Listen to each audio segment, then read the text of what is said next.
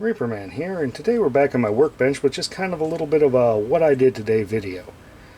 And as you can see, I've got my arcadeworks Omega MVS here, and what this is it's a consolized Neo Geo arcade system that allows me to play the more plentiful arcade versions of the Neo Geo games on my television or whatever. Anyway, when I bought this thing, it was 2013, and this was about the latest and greatest thing.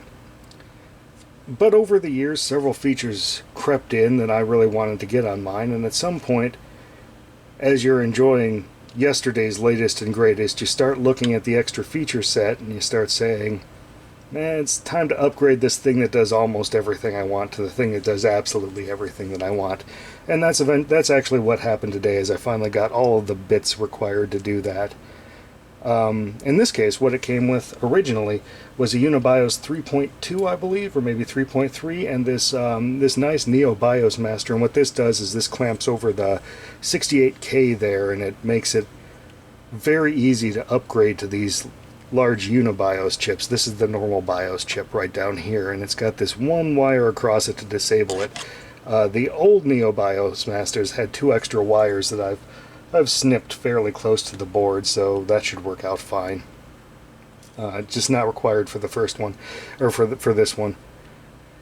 Now, since I don't continue my games, I don't really have much interest in the actual memory card functionality of this, as memory cards were designed to function, which is to save your game at home so you can take it to the arcade, slot it in, and continue where you left off. I don't really have too much interest in that. What I do have interest in, though, is the possibility, the rumors that I've heard, that it will back up and restore high score information when combined with a UNIBIOS of suitable vintage. Now, Neo Geo arcade boards all have this backup RAM, which is in this area of the board down here, and what it does is it contains some bookkeeping information, but also the last 5 video games worth of high scores. So I've been going in this kind of merry-go-round of swapping in Aero Fighters 2 every 5th game so I don't lose my high score yet again. And every once in a while I slip up, or maybe this battery runs out of charge. Hopefully this will take care of a lot of that. Now, to do this, all you really need is an upgraded UNIBIOS, and I contacted arcadeworks and they were nice enough to provide me with a free upgrade. Also, you need a new NeoBiosMasta, and I finally got in on an order of these.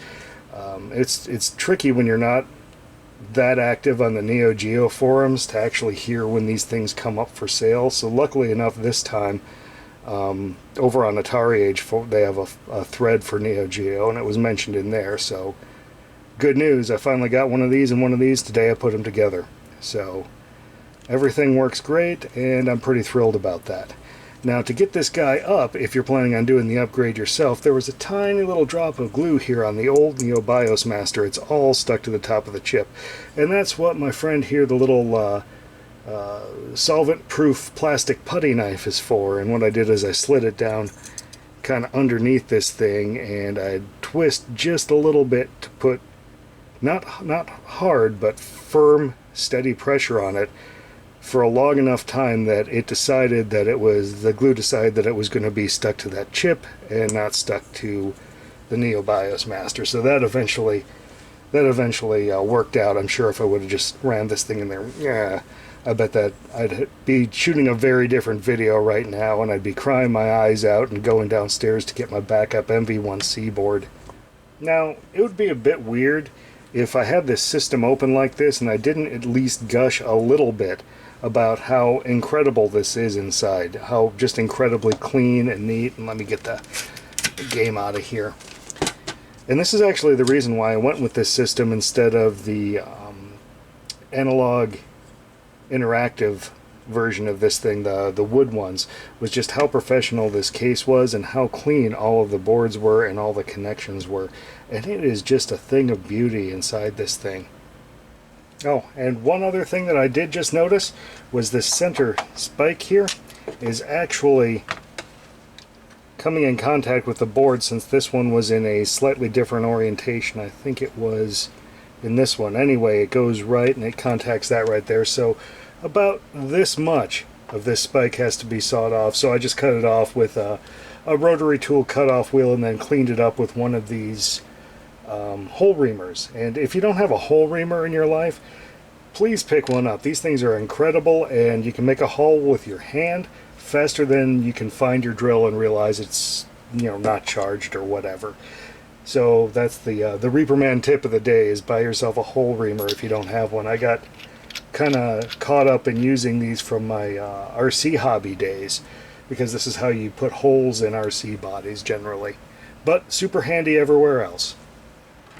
Reaperman here, and as you can see, it is indeed saving my score all the way through this whole pile of games here, which I have also learned that I really need to clean.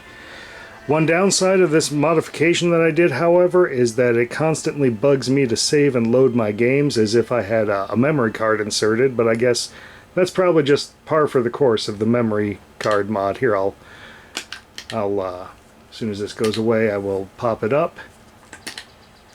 Oh, it also doesn't save game settings. Like, I usually like to remove the credit counters at the bottom. It doesn't save that, just the score.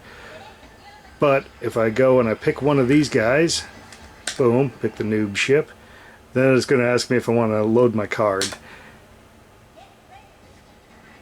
So there's that. Anyway, have a good night, happy gaming.